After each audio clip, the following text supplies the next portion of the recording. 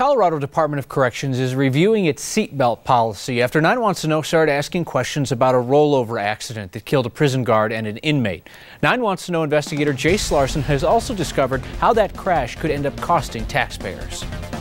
It was prison guard Grace Cortez's job to drive a large van on this icy stretch of I-70.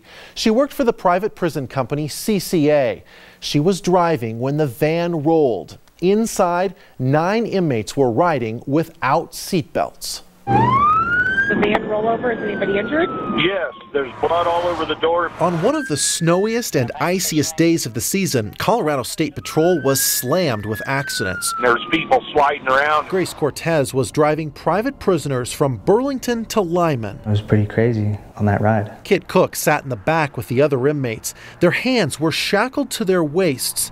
None of them had seatbelts. We were passing other traffic. She was in and out of the semis. Prisoner Rudy Harita was in another van caravanning behind. And what I'm seeing, I could see the speedometer right there. How fast was it?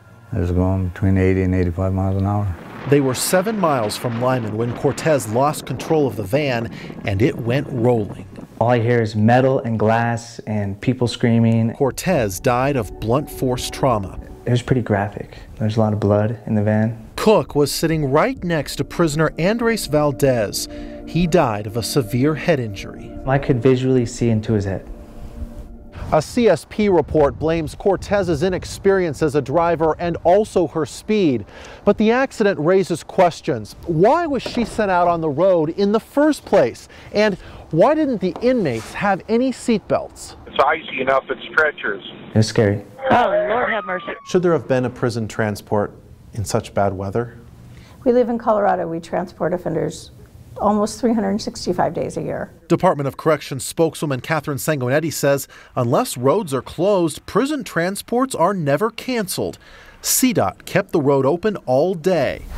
And when it comes to seatbelts, I wish I had one. 9 Wants to Know found some prisoners get them and some don't.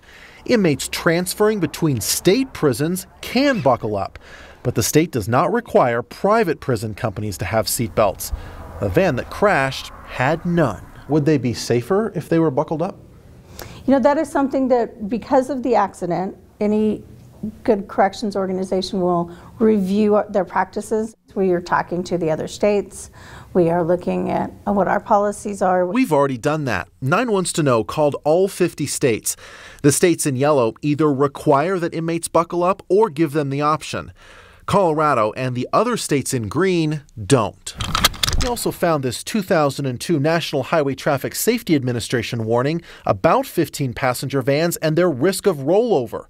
Police say the prisoners were riding in a Ford E350 van. The government warning recommends everyone wear seatbelts at all times to dramatically increase the chances of survival during a rollover crash. Do these people not fall under that recommendation?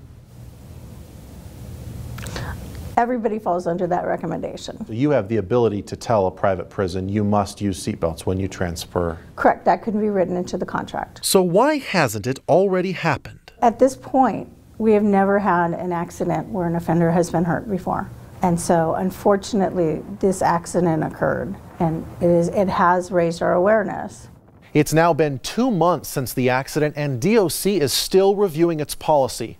The private prison company CCA wouldn't talk to us on camera. A statement, which we've put on 9news.com, simply referred us back to DOC. Now here's something else about all of this. We could be paying for that accident. 2 inmates who claim they were injured have contacted lawyers, and 1 inmate told me he plans to sue the state. Taxpayers would have to pay to defend that lawsuit. Jace Larson, 9 News. If you have a tip for Jace or anyone else on our 9 Wants to Know team, you can email blowthewhistle@9news.com, or you're welcome to call us 303-871-179.